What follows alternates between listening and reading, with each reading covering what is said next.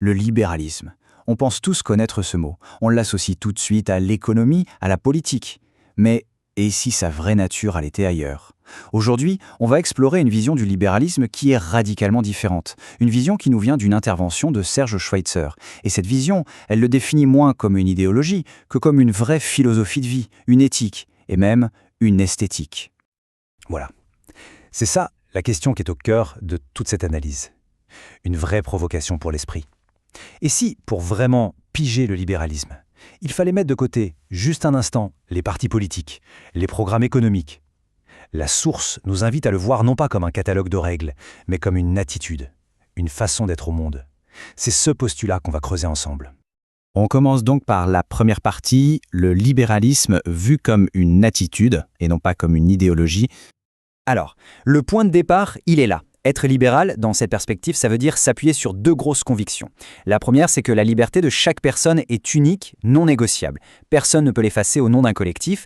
Et la deuxième, c'est que la raison, c'est notre seul véritable outil. Le seul pour décrypter le monde et pour collaborer avec les autres.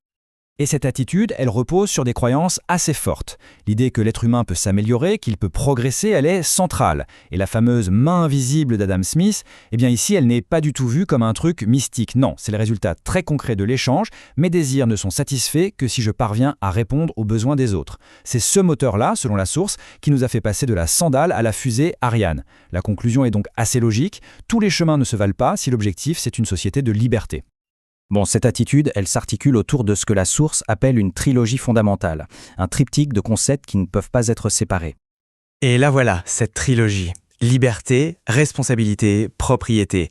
La liberté, c'est vu comme le droit très concret d'agir, d'entreprendre et même de se planter. La responsabilité, c'est la suite logique, inévitable. On ne peut pas être libre sans assumer les résultats de ses choix, que ce soit pour le meilleur ou pour le pire. Et enfin, la propriété vient lier tout ça d'une manière absolument essentielle. Cette citation, elle est vraiment éclairante. La propriété, ici, ce n'est pas une fin en soi. C'est la preuve tangible qu'on a bien exercé sa liberté. C'est la seule façon, selon cette pensée, de démontrer qu'on a utilisé sa liberté de manière responsable. Posséder les fruits de son travail, ça devient la matérialisation de cette cohérence. C'est un point absolument central. Mais cette trilogie, ce n'est pas juste de la théorie. Elle impose un code de conduite personnel très strict, ce que la source appelle une véritable éthique de la responsabilité. Pour que ce soit bien concret, la source nous met face à un dilemme personnel. Imaginons un contrat, une offre très lucrative, mais financée par l'argent public. Un argent que l'auteur qualifie lui-même d'argent volé par l'impôt. Que faire? C'est là que la théorie passe au crash test.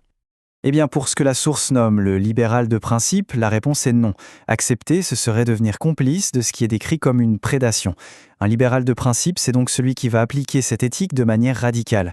Il refuse de profiter d'un système qu'il juge coercitif, même si ça lui coûte personnellement. C'est la recherche d'une cohérence absolue entre ce qu'on pense et ce qu'on fait. Maintenant, pour bien finir de dessiner sa définition du libéralisme, la source va le mettre en opposition frontale avec ce qu'il considère comme son antithèse, le socialisme. C'est en montrant ce qu'il n'est pas que le portrait devient encore plus clair. Alors là, le diagnostic de l'auteur est sans appel et il se place sur un terrain purement psychologique. Le socialisme, d'après cette analyse, ne viendrait pas d'un désir de justice, mais d'un sentiment très primaire, la jalousie. C'est l'envie de ce que l'autre possède qui serait son vrai moteur.